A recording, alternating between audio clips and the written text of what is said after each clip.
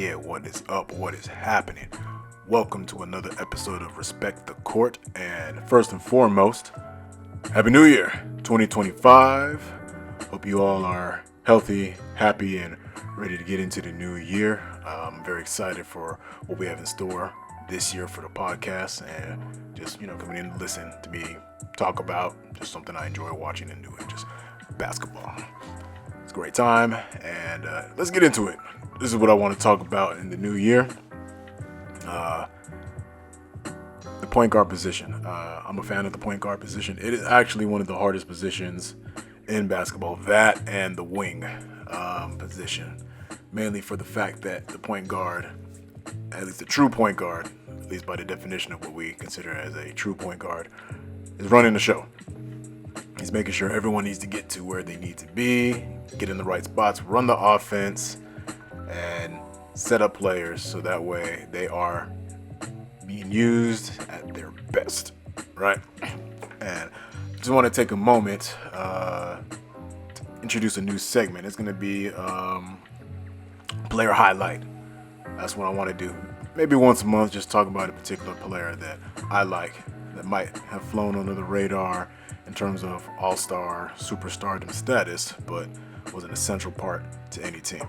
So, player highlight that I'm going to talk about this time around is going to be Andre Miller, one of my favorite point guards of the late 90s all the way to the early mid-2000s.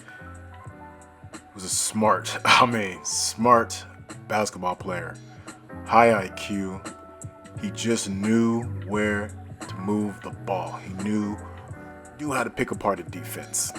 Not necessarily just with him being a one-on-one player with fancy dribbles, super speed, or even athleticism. He understood how offenses and defenses worked. He understood how to work your strengths on your team. If you have a formidable big man, you got to know how to use them. If you see weaknesses in the defense, you got to understand how to work against that defense.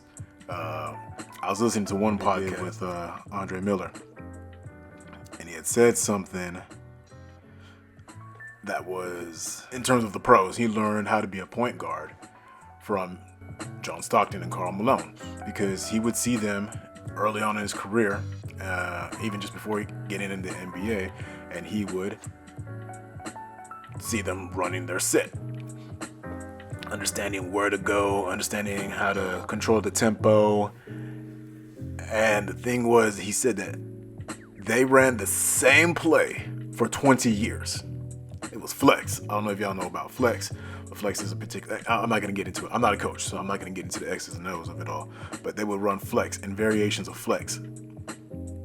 Pretty much that was it. They knew how to run a simplified offense. They didn't have like 45 different plays. They just ran the same play with variations time and time again. Using those variations to their strengths and exposing the other team's weaknesses. I thought it was an amazing viewpoint. And the fact that Andre Miller talked about that and just how he used that to elevate his game was amazing. He was a point guard, Andre Iguodala, who is another one of my personal favorites. He was on the JJ Redick podcast, Old Man in the Three. And Andre Iguodala mentioned that, and with no hesitation, he was asked who was the smartest player he ever played with. Immediately he said Andre Miller. Andre Miller.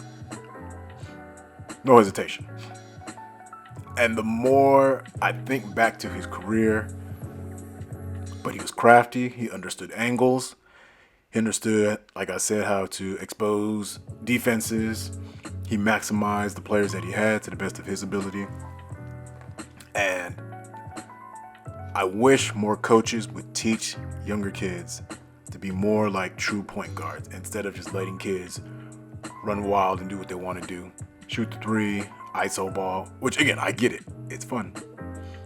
It's entertaining. It puts people in the seats, but it's not winning basketball. Not always. Actually, a majority of the time, it's not winning basketball. Teach these kids, especially ones that aren't going to shoot a whole lot, that hey, that's okay. There's still a place for you here if you're not going to be a shooter. You don't need to be a three-point shooter. Understand the game. Understand the X's and O's. Understand where you need to move the ball. Understand mismatches, how to create them, how to fix them. Teach these young players that, and they'll be better assets to the game of basketball. I love how Andre Miller was tough-minded. Very tough-minded. He was like, no, I'm going to get out there. I'm going to play. We're going to figure this out. And here's one thing that I thought was amazing with Andre. Y'all got to check this out. Now, for me, some of the top point guards outside of like your superstar point guards, like, okay, your Magics, your Isaiah Thomases, your Steph Currys, that breed. Like, that's that. All right. Kyrie Irvings, that's that. But I'm talking about like true, straight up, season by season all-star point guards.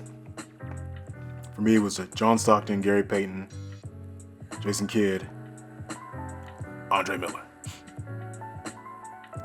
But here's the one thing that stood out to me more than anything else. For Andre Miller, out of his 17-year career, he played every season of those 17 years. He played 75 games a season 14 times. At least 75 games 14 times. That's incredible. It was just a testament to his toughness. It was a testament to honing his craft and being available. Being available. As a matter of fact, just to add a little spice to that, do you know how many times he played 82 games? Andre Miller played 82 games. 9 times. There were 9 seasons out of his 17-year career that he played 82 games. Every single game. And he was out there, hustling, banging. Like he was also a post guard. He would play in the post once in a while. If he understood he had a mismatch, he'd get into the post.